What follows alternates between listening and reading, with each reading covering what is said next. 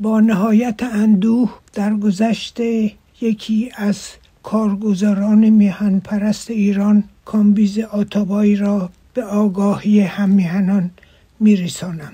او از مدیران ارشد ایران در دوران پادشاه فقید بود و در سالها دور از میهن ریاست دفتر مخصوص من را بر عهده داشت. از برجسته ترین مسئولیت‌های کامبیز آتابای میتوان به آجودان پادشاه ایران، مدیر کل فنی و خدمات عمومی وزارت دربار شاهنشاهی ایران، دبیر کل انجمن سلطنتی اسب، ریاست فدراسیون سوارکاری ایران، ریاست فدراسیون فوتبال ایران و نیز ریاست کنفدراسیون فوتبال آسیا اشاره کرد که پر افتخارترین دوران تاریخ فوتبال ایران به شمار می رود. او همچنین از همراهان پادشاه و من در سفر دیماه 1357 بود.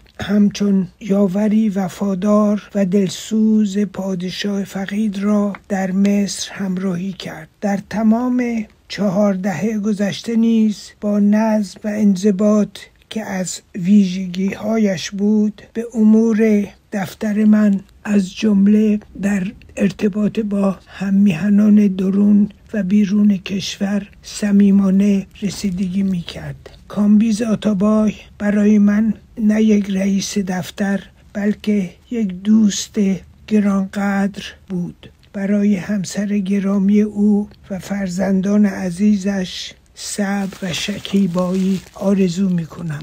یادش برای من همیشه روشن و پررنگ باقی خواهد ماند.